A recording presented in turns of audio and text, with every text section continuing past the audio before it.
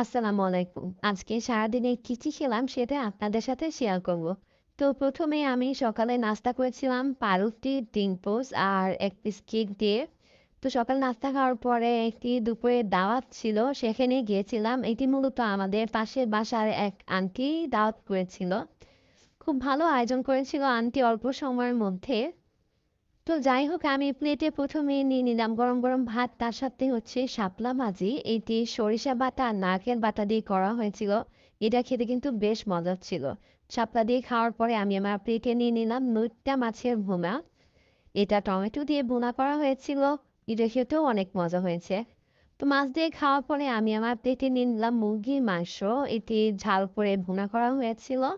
মুরগির মাংসটাও কিন্তু দারুণ হয়েছে। এই আন্টির হাতের রান্নাটা কিন্তু অনেক মজা।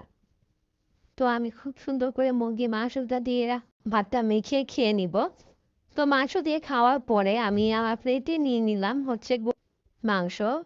তো এই গরুর মাংসটা একটু পাতলা ঝোল করে রান্না করা হয়েছিল।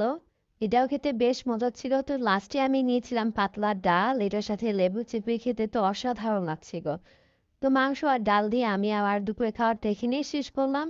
খাওয়া শেষ করে খেয়েছিলাম এই মোজোটা, তারপরে হচ্ছে বিকেলে খেয়েছিলাম এই চিপস। সন্ধ্যায় বাসায় আসার সময় এই চিতল পিঠাটা কিনে নিয়ে এসেছিলাম। তো রাতে খেয়েছিলাম হচ্ছে এই ভুনা খিচুড়িটা, এটা মুরগির গিলা কলিজা দিয়ে রান্না করা হয়েছিল। এটাও খেতে বেশ মজা ছিল। তো এখানেই শেষ করলাম। আল্লাহ হাফেজ।